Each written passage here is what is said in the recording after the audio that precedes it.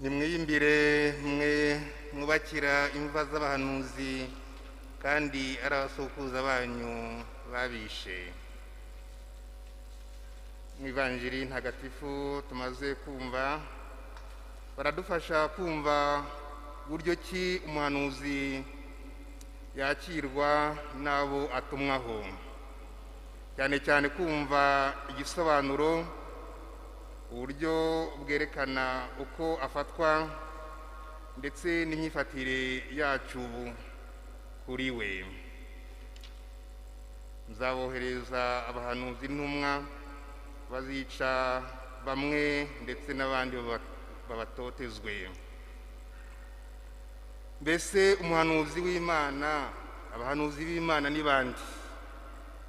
Abahanuzi b'Imana n'abantu batoranwa nayo bakayoborwa na Roho Mutagatifu, bagahabwa ubutumwa bw'ijuru ngo babushyikirize abantu.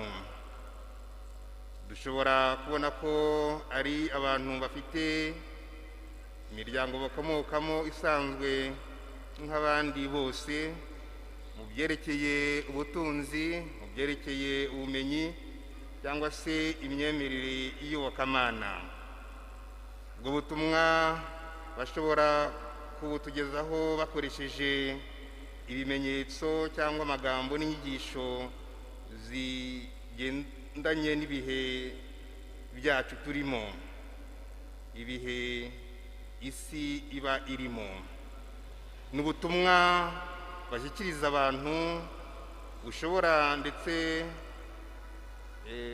kugezwa ku bantu hakoreshejwe inyigisho, ibiganiro ndetse mbwirwaruhame, bikagendana n'imvugo rero akenshi idasigiriza, cyangwa ubutumwa bugaherekezwa n'ibikorwa biruhije kwakira no kwemera.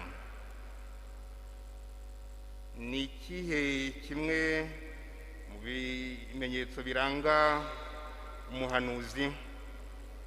Ni uko umuhanuzi w'ukuri uyoborwa na Roho Mutagatifu abuza amahumeko n'umudendezo abo ubwo buhanuzi bureba.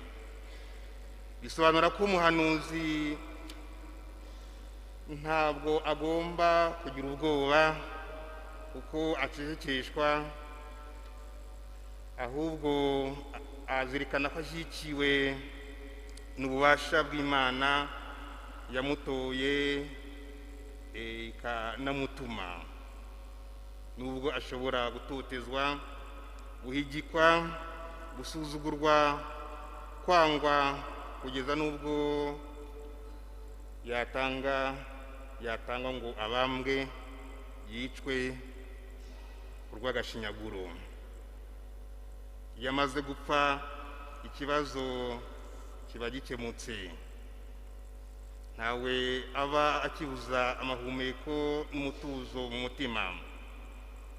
Ni igihe cyo kumwubakishiriza imva nziza no kumukoreshereza ibirori. Byumvikane neza rero, nta gihe abahanuzi b'Umusumba byose batabayeho, yewe na n'ubu ngubu baturimo. Tuzirikane ubuzima n'ubutumwa bwa Yeremiya, ubwa Abeli, Zakariya, Francisco Asize, Mutagatifu Tereza wa Kalikuta, Mutagatifu Yohani Pawulo wa kabiri Papa, n'abandi umuntu atashobora kurondora amazina. Batanze ubutumwa bw'ijuru ku buryo bwumvikana kandi buri wese mu ngabire ze no mu bisekuruza no mu bihe binyuranye. Tumenye ko ijambo ry'Imana rirenga ibihe n'imipaka, rikwiye kwakirana ukwemera gushyitse kugendana n'imibereho ivuguruye no kugarukira Imana. Twibaze rero neza, mbese twakira inyigisho z'intore z'Imana dute? Mbese dushyira gute inyigisho tugezwaho n'intore z'Imana gute mu buzima bwa buri munsi. Kenshi hari ubwo twumva ari ibisanzwe cyangwa tukumva ko ubwo butumwa butatureba, tugahinyura inyigisho n'ubuhamya n'impanuro baduha, tukanga guhinduka, tukanangira umutima, tukivutsa umugisha n'ibyiza Imana umubyeyi wuje impuhwe atugenera.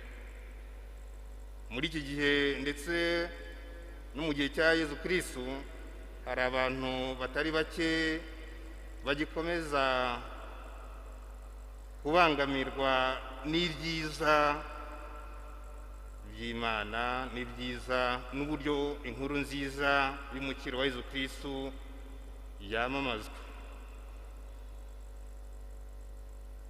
Inkuru nziza y'umukiro igenewe abantu bose.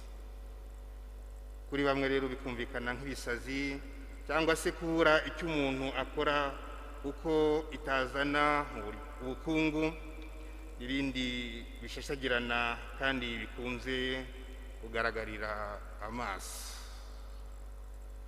Twibaze, tumaze kwisuzuma niba tutabarirwa muri abo bose. Dusabe ingabire y'urukundo rw'iby'Imana, dushyigikira Kiliziya mu bwitange, turushaho kurangwa no kuba abakristo badacogora, kuko muri batisimu twagizwe umuryango w'abahanuzi, cyane cyane imvugo ikaba ariyo ngiro. Twisubireho rero, twihane, twicuze, tureke impuhwe z'Imana twigarurire.